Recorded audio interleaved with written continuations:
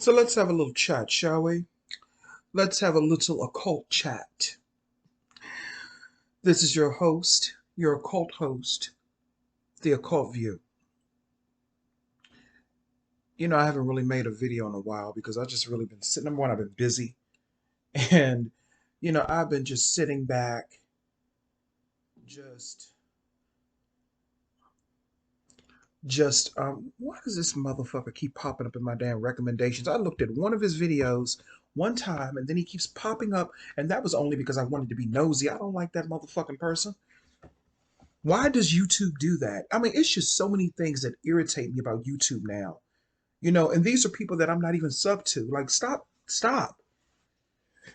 YouTube used to really be a fun type of forum. And, back in the early 2000s, 2005, 2006, when YouTube first took off and became as well known as it is now, when it first came into fruition, YouTube was really a fun site. I mean, of course, you had your trolls and your people. You had all that. But now YouTube is lethal. It is toxic. The people on YouTube are toxic. They're lethal. And most of them are 40 plus years motherfucking old. Or let's just say 35 plus. Okay? I remember how they used to have meaningful debates between the atheists. I don't know if people remember this. I remember Rational Response used to debate the Christians. I mean, YouTube, it was really a meaningful place, even if you did not agree, even if people did get into disagreements. But as soon as they started letting these motherfucking niggas monetize their videos, I'm going to be honest with you, black people have brought down the quality of YouTube. There, I said it. You niggas have, not black people, but you niggas. You have brought down the quality of YouTube just like you do everything else. Oh, we had the election, right? We just had the election. They have legalized marijuana in Maryland now. Maryland now has a black male governor. Let's see how that motherfucking shit gonna work. Let's see how that shit is going to work. They've legalized marijuana, so all these motherfucking niggas, they got up off their asses and voted. They got up off their asses and voted because they knew that legalization referendum was on the ballot for marijuana. They knew it. And that is why the majority of them got up off their asses and voted. Now, this black guy that became governor of Maryland, I've never even heard of him. Never even heard of him. And I follow politics for occult reasons and spiritual reasons to see where things are moving. And I have to tell you, they are not moving in the best direction. And I'm no longer biting my motherfucking tongue. I don't trust niggas. I don't trust them. And I cannot really say that they have other black people's best interest at heart. I think that they only have their own interests at heart. And that includes niggas in the spiritual community. I'm talking about the black men primarily. That includes niggas in politics, the black men mainly. They don't give a fuck about other black people. And, me and someone we were having a conversation, and we were talking, but I didn't get a chance to say everything that I wanted to say because the conversation was brief. But when people talk about a lot of these, celebrities and, how they should, speak up and all that. First of all, when is it Ice Cube? Yeah, Ice Cube. When he went to the Democrats to have a conversation about black people and what the Democrats have lacked, which they have. And then he went to the Republicans when Trump was in office. Oh, and by the way, Trump is running again in 2024. He running again in 2024. That's all I'm going to say on that. He running again in 2024. I listened to his campaign speech that he did the other night, and I have to say, he said some things in that speech that really resonated with me. We're tired of drug dealers. We are tired of all of these drug addicts. We are tired of all of these people that are destroying fucking communities. We're tired of it. But when you say stuff like that, you get attacked. Well, if you bitches attack me, any of you bitches attack me, I'm coming for your fucking throat. It's 2022. It ain't 2016. So just know that, okay? And I'm not talking about females per se, but anybody can get it. Especially when you are trying to stand in the way of progression. We are tired of drug dealers, drug addicts, and misfits destroying our communities. We're tired of not being able to sit out and enjoy our lives because of drunks and drug addicts and drug dealers. We're tired of that. We're tired of that.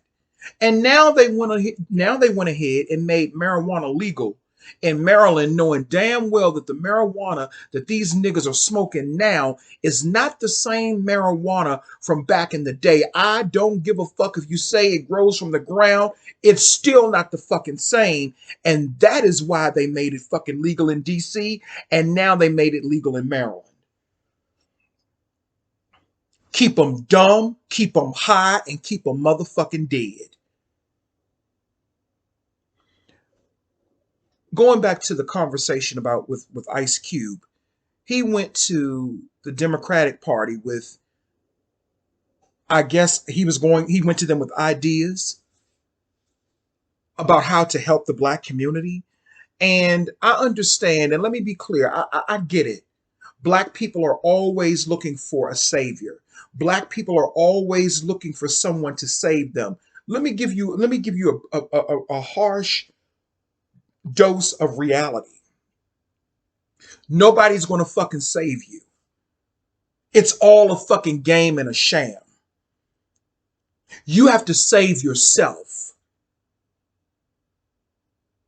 And you do that by educating yourself as much as you possibly can. The library is still free. Thus far, you can still go to the library.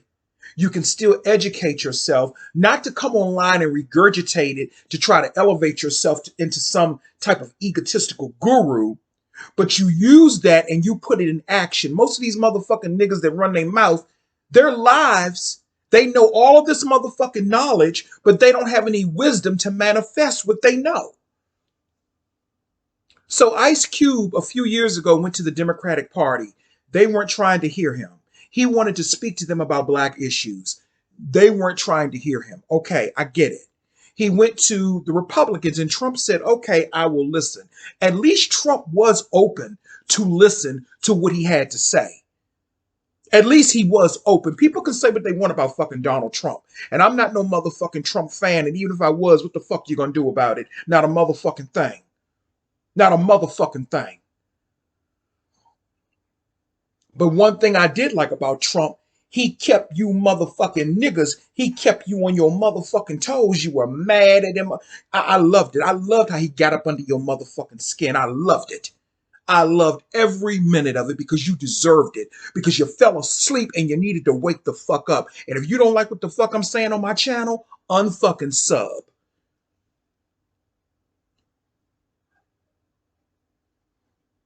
Yeah, I'm an angry motherfucking gay black guy. Or an angry black gay guy. Yes, I am. Because I am fed up with the bullshit that's being thrown out into the universe. And we keep regurgitating it, eating it up, regurgitating it, thinking that there's going to be a difference, thinking that there's going to be a different result. So Ice Cube went to Trump. And everybody was like, oh, Ice Cube went to Trump and blah, blah, blah. All well, fine and good. But here is my whole issue with that. All of these motherfucking niggas, Ice Cubes, all of these other fucking rappers and black entertainers, they really don't owe us anything. They really don't owe us anything. truth be told. And that's okay. But they didn't go to Trump. He didn't go to Trump for your average black person. That's not why he went to Trump. He didn't go to Trump for that.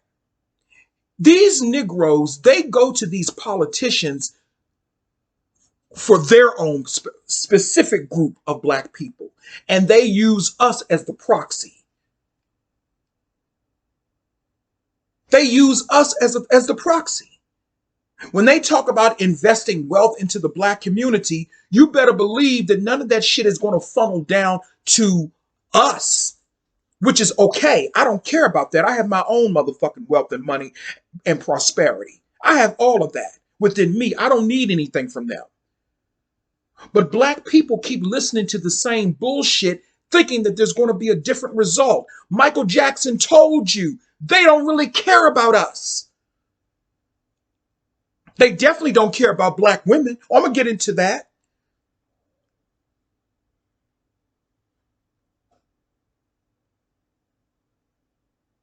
So why do you keep putting your energy and your support behind these motherfucking people? Why? Ice Cube, all of them niggas are in the same fucking cult. They're in the same fucking cult. That was for his benefit, for the black people that he knows, probably in those Masonic motherfucking groups. None of that bullshit was going to funnel down to your average black person. That is why I say you have to be an advocate for yourself. You cannot depend on celebrities to save you. You have to save yourself. You have to use your own magic, no matter what that is, to save yourself. You cannot depend on black men to save you. Them niggas can't even save themselves. Takeoff. Kanye West. Tupac Shakur. Who else should I name? I'm probably forgetting, some people. Biggie Smalls. They couldn't even save themselves.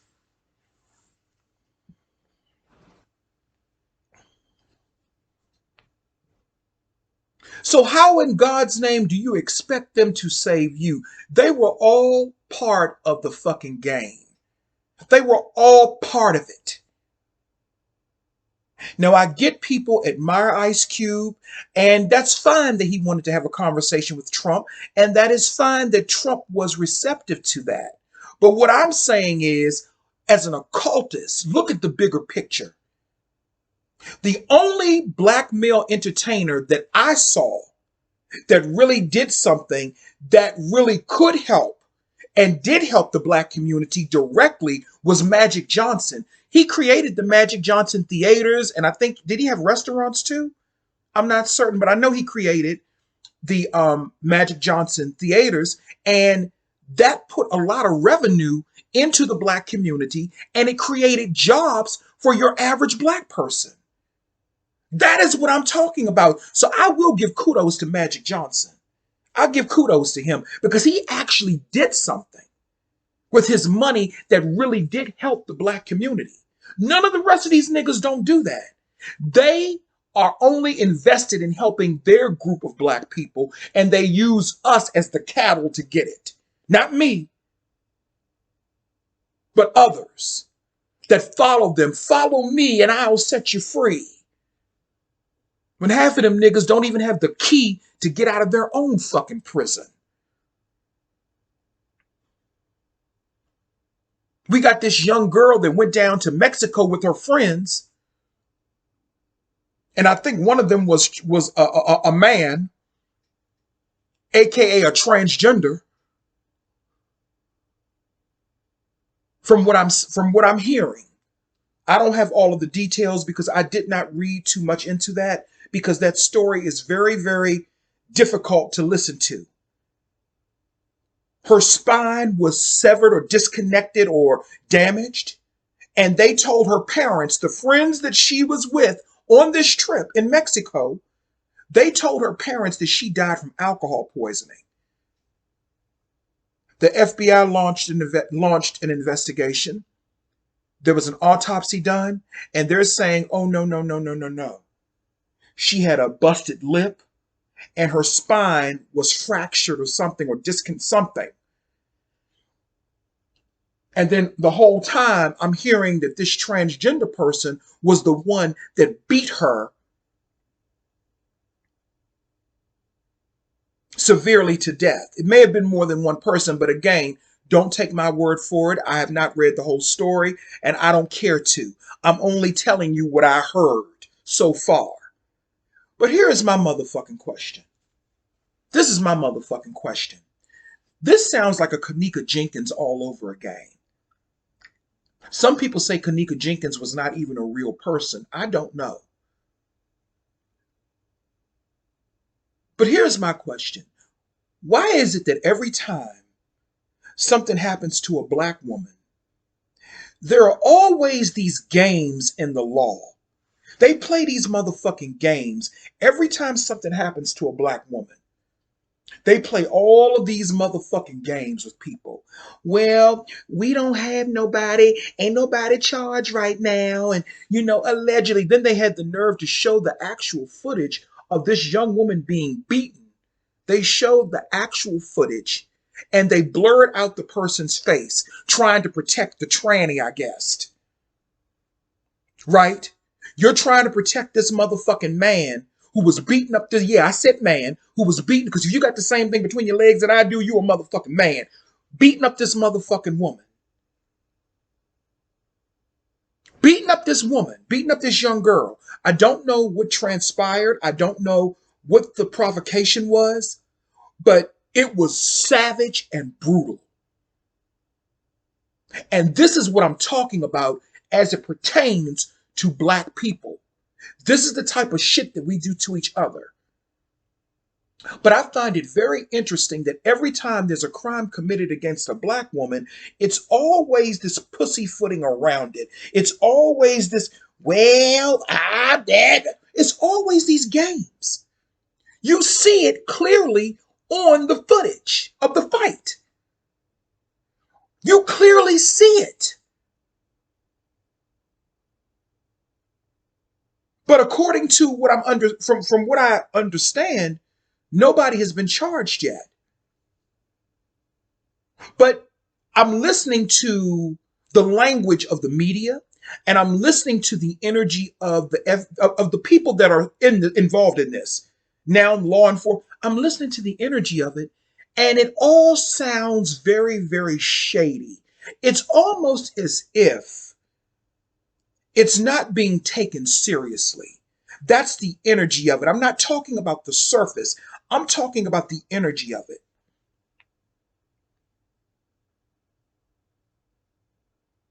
It was the same thing with Kanika Jenkins. We still don't know who killed that young girl. We still don't know who killed her. We still do not know who killed Kanika Jenkins. That was the biggest cover-up of the century. We still don't know what happened to Mertrice Richardson. If that story was actually an authentic story, let me say that. We still don't know what happened to Mertrice Richardson. We still don't know what happened to Kanika Jenkins. But Black Lives Matter, right? This is just me having a moment of a revolutionary rant.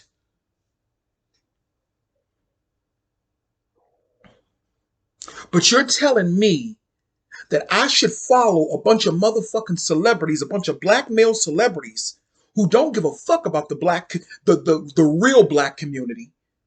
They don't give a fuck about the real black community. They only give a fuck about the people within their circle. Those are the people that they are going to the government about to help. As I said, with the exception of Magic Johnson, I actually saw what he did. You never see people say, well, Kanye did so much for black people and this and that. Well, where? And like Debbie Allen said in that Debbie Allen special, where? Where? I don't feel sorry for what's happening to Kanye West. I don't feel sorry for what's happening to him at all. Am I against him? No, I'm not against him. I understand what he's saying, but Kanye West plays both sides. And I was listening to something that Tariq Nasheed said, and I know a lot of people don't like Tariq Nasheed, and I'm not the biggest fan of his either. But he said something in an interview when he was asked about the whole controversy going on with Kanye West, and he made a very valid point. He said Kanye plays both sides. He said that when he gets out of favor with the same Jewish white people that have been financing him, then he'll come over here and say, well, black people, they don't give a fuck about you, like he did with George Bush. But once he gets back in favor with the racist Jews and all of those people, then he'll go back over there with them, and then it'll all fizzle out. This is the same man that married Kim Kardashian, a woman and her family who are known for being racist. I don't give a fuck if they fucking marry black men. They are racist. And they are eugenics. What do they call it? Eugenist. In reverse. But people don't know nothing about that.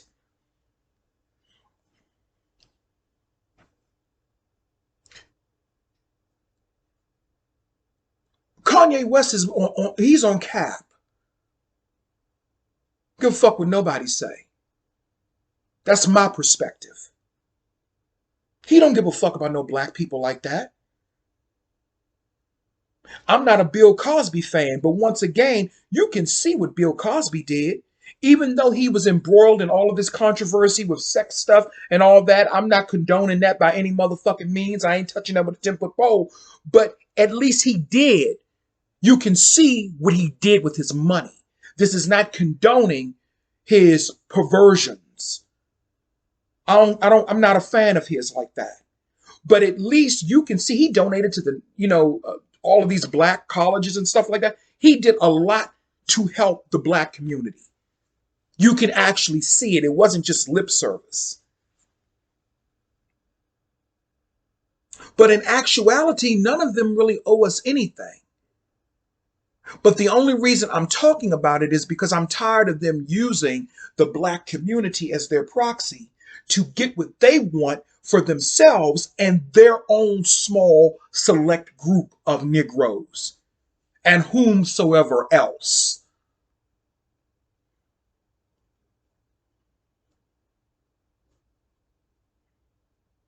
So nobody can save you. Nobody can save you. You have to save yourself. I was looking at American Horror Story this season, season 11, and this was absolutely one of the worst seasons that I have ever seen of American Horror Story. Even season 10 was better than this season that just ended. And season 10 was horrible. Let me tell you what I'm talking about. Season 11 of American Horror Story was called New York. It was entitled American Horror Story New York. And what it was, the theme or the synopsis of this season was about the AIDS epidemic in New York City in the early 1980s. Now, I was a child during that time, but I've had relatives and close friends that have passed away due to AIDS. So one thing that I will give this season, I did like the way that they told the story about AIDS. I like that. I like that they shed, they opened up the gateway to that world so we could see it. So we could really see the horrors of what happened to a lot of the gay men who contracted AIDS. And it was a lot. It was a lot. It was a lot. So I did like that part of it. What I did not like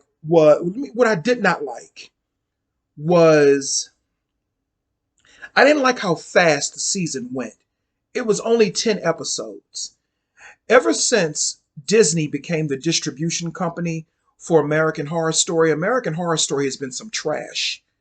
They keep hiring these gay pretty boy white boys who can't really act. They're nice, they're very attractive young men, but they can't act. They're not good at acting. They're not good at conveying a good story. The only redeeming qualities for this season, and that really didn't help much, was they brought back Zachary Quinto, who played that serial killer in season two. What was he called? Not Leatherface. Um, I forgot, but you all know who I'm talking about. He's gay in real life, Zachary Quinto. And Dennis O'Hare. They brought him back as well. And Zachary Quinto has not been on American Horror Story in a decade. And you bring him back for this bullshit? You bring him back for this bullshit? Really? And then on top of that, you know, art imitates life and life imitates art, as a lot of my spiritual constituents say. That didn't come from me. I got that from listening to a spiritual constituent or a spiritual coworker. And it's true because I didn't know, and I'm going to assume that there's elements of truth in this. Did you all know that AIDS did not just affect gay men, it was affecting gay women as well?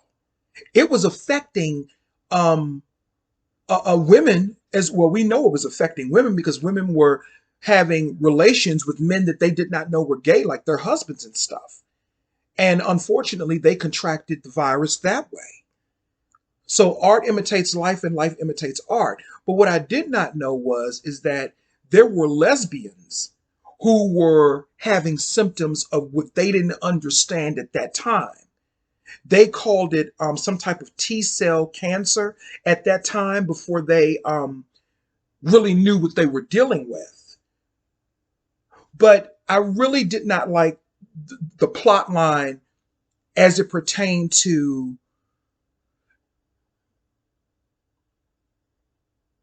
I didn't like the fact that it was more sad than horror.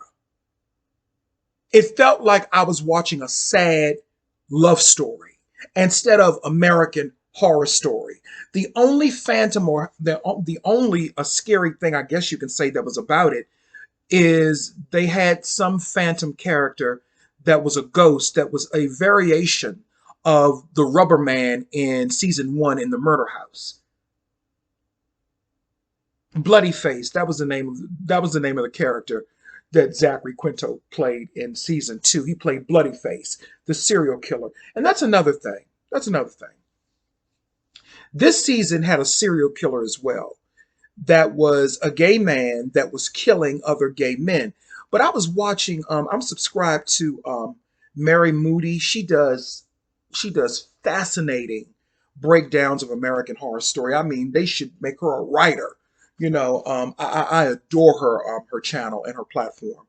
And she was speaking about how, and somebody else on her platform, they were talking about how they really don't think that the serial killer or there was a phantom that was a ghost that was similar to the Rubber Man in season one, but he was called Big Daddy. And he was dressed up in BDSM attire similar to the Rubber Man, but he was real big and bulky and built. You know, my type of man, child. That's my type of man, honey. Shit, that's my type of man, child. But anyway, he was real built, but he was a ghost because people would see him and then he would disappear. That was the only thing that was really scary, I guess, in American Horror Story. It really didn't scare me. It didn't make me think. It was more sad than anything else. And I don't really look at American Horror Story to be sad. I don't like seeing people suffer. And I felt so, it just felt so, it triggered me. A lot of people said it triggered them when I looked at different people's lives that were giving their reviews on this season. It triggered them. You know, it really triggered a lot of us because, I mean, especially if you're a gay person, you know? So it was just that was difficult. That was very, very difficult to look at. But I did not enjoy this season. It was absolutely awful. You know, besides the fact that I did appreciate them telling the story about AIDS and HIV, other than that, it wasn't good. It really wasn't good, and it really left a lot of unanswered questions too, as it pertains to some of the fates of some of the other characters. But that was very interesting that lesbians also were contracting HIV, and they said that, according to the storyline, they were trying to make it seem like a government conspiracy where the government was purposely infecting the LGBT communities in New York and San Francisco as well. And that is not too far fetched. That's not too far fetched because gay people, men and women, we bring a certain vibration. And I'm not, and let me be clear when I say this, because people, niggas and bitches are fucking stupid. Yeah, I said it. Let me be clear when I say this. I'm not talking about sex. I'm not talking about sex. Because the first thing that people think about when they think of gay people, they think about sex. And that was one of the other reasons, before I get to my point, that was one of the other reasons why I really did not like this season, because they made it primarily about sex. And the LGBT community is very, very, very big and large. And although we do have high sex drives, there are other things about us that they could have really touched on. But the only thing, the route that they decided to go down the route of oversexed, having orgies and shit like that. And I don't like that, because that paints a myopic view of gay people in general. So when I say we bring a certain vibration, I'm not talking about a vibration over anybody else. I'm not talking about we're better, or no, I ain't talking none of that shit. So don't get it misconstrued. But we bring our own vibration to the fucking planet. I'm not talking about sex. Absent of sex, either you fucking get it or you fucking don't. There's a certain amount of enlightenment that we bring. And people don't want that. They don't want people to get that. So what do? They tell people to demonize certain people. They tell people don't like that person. And sometimes it's not even about sex. Sometimes it's simply about consciousness. Sometimes it's about what you can bring spiritually to the table. It's not about sex. But that's the only thing, that is really the only way gay men are identified, is through sexual acts. Those ignorant niggas over in that conscious community, they identify us the same way, even though they try to pretend like they don't, even though they will pretend from time to time to have some sort of respect for, some, homosexuals or whatever the case may be. But in actuality, they don't. That is why I say, and this is across the spectrum, you have to save yourself. You cannot expect people to save you or to coddle you. And I think that as it pertains to the black community needs to grow up. And that includes gay black people as well. Grow up. Nobody's going to save us.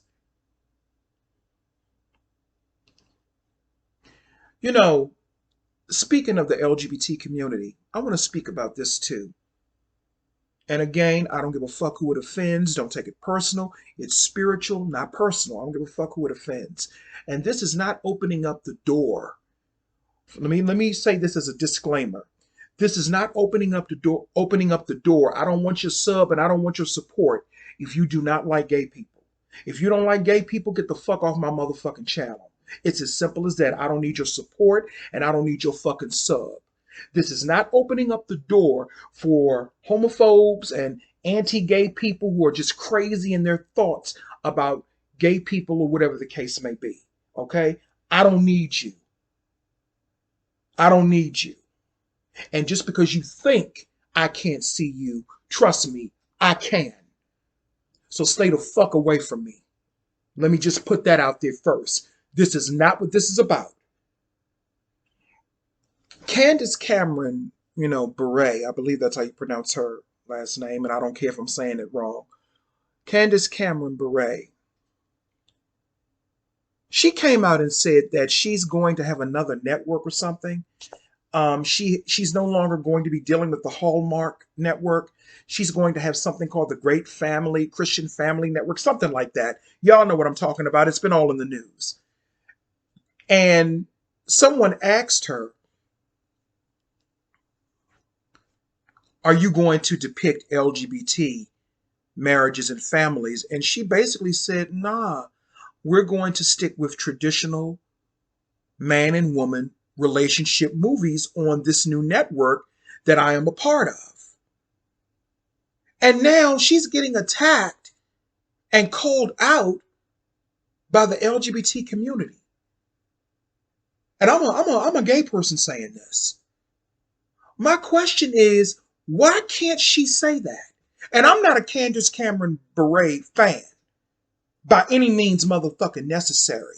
But this ties into what I'm talking about. Why are we always looking for validation from other people? That's a spell and a curse in and of itself. Why do we keep expecting these people to accept us? They don't. And I know, and let me be clear, I know the people that watch me mostly, I know it's probably some bullshit sprinkled in there, but I know most of the people that watch me that are gay, they get where I'm coming from. I am a proud, black, gay man. I don't need no motherfucking validation. I don't need it from no motherfucking occult conscious community. I don't need it from no black niggas. I don't need it from no black women. I don't need, and no disrespect to black women, but I'm just making a point. I don't need it from nobody. I don't need your validation. And that is why I have always been a threat to a lot of people, because I'm so proud. And when I say proud, I'm not speaking in terms of pride. I'm speaking in terms of I validate me. I accept me, even when the black community did not, even when the white community did not. I accepted me, even when the Latin community did not. And I'm not being literal, I'm just being metaphoric. I was never looking for validation. Well, maybe a little bit at one time when I was younger. I ain't gonna lie. Maybe I was. But Lord have mercy, I had an epiphany. The voice of God came to me one day and said, look, you don't need them motherfuckers. It said it just like that. You don't need them motherfuckers. And it wasn't a man's voice. It sounded like an older, black, wise grandmother. It said, you don't need them motherfuckers. I created you to be motherfucking strong. I created you to be strong and to stand on your own. And that is how I looked at the LGBT community at one time. But now, see, the LGBT community has been whitewashed. And with white people, everything is a fucking problem. Because it seems like they're the only ones who take issue with what Candace said so far. Candace Cameron Bure, number one, she's Kirk Cameron's sister. And we all know how he feels about homosexuality. Okay? That's his prerogative. I don't want to break bread with him. I don't want to sit at his table. So if he chooses not to like, as long as he does not bother me. See, my thing is, I don't care. And again, this is not no gateway for none of you fucking homophobes. But I don't care if a person does not like gay people. As long as you don't bother me, you stay over there in your motherfucking corner, and I'm going to stay in mine. I stay in my lane, and bitch, you better stay in yours. The problem comes in is when we try to get in each other's lanes, and it's on both parts. It's on both parts. And right now, the LGBT community is trying to get in a lane that does not really align with you. Candace Cameron Bure is a white Christian that goes to a church that is homophobic. Her brother is Kirk Cameron.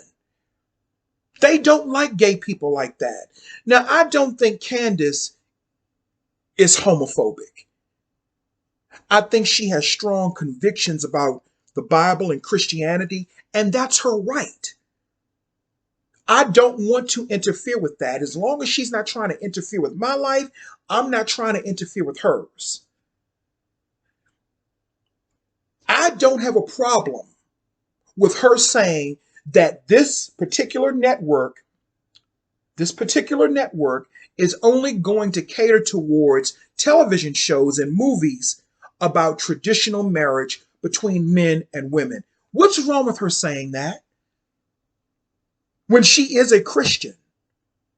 What's wrong with her saying that? And why is the white LGBT community up in arms so much? And JoJo Siwa from Dance Moms, she needs to sit her motherfucking ass down. Jessalyn, you need to come get your motherfucking daughter. Jessalyn, you need to come get your daughter. And it really makes me give Dance Moms the motherfucking side eye.